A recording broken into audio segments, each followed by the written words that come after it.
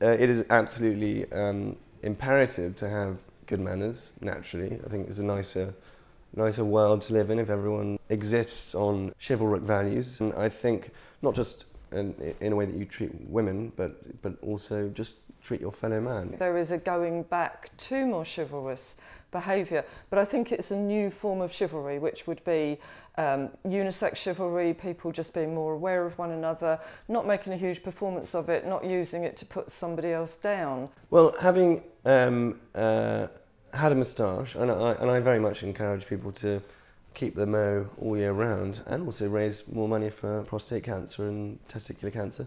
But I think that when you have a moustache, it certainly, you know, in the same way that wearing a suit gives you slightly more composure and you feel, and also project a much more confident and chivalric aura, I think it does maybe subconsciously make people more polite to each other. I mean, you could say, oh, it's the Downton Abbey effect, that people want to go back to that old-fashioned, retro chivalry, but we're not going to do that because, I mean, we have got feminism, etc. People at work have got different sets of chivalry and etiquette rules. You can be chivalrous on the internet, but people generally aren't.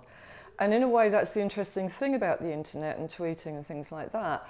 It started off with this wonderful, it's what we call free child state in psychology, where, oh yeah, no rules, you know, no parameters, I can say what I like.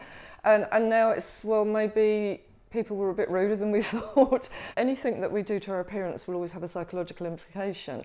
And number one, it changes guys' body language, I've noticed. There's something about when a man grows a beard and moustache, his body language will change. Also, it has produced a slightly more manly appearance in the guys. It's as though a lot of them have kind of grown up a little bit. Gillette's partnership with Movember, I think, is naturally complementary, and it's brilliant. It raises awareness of men's health, which not many men, I think, talk about. And yeah, and I think it does encourage chivalric values. The other good thing is that it's also brought up this idea of chivalry as well, and I think it's great that that's where the survey's been based. Because if you're going to start to make changes and think more about your health, why not also think more about your behaviour? And the surveys come up with the results that most of the guys, when they're asked, actually do like to be chivalrous, which is a good result.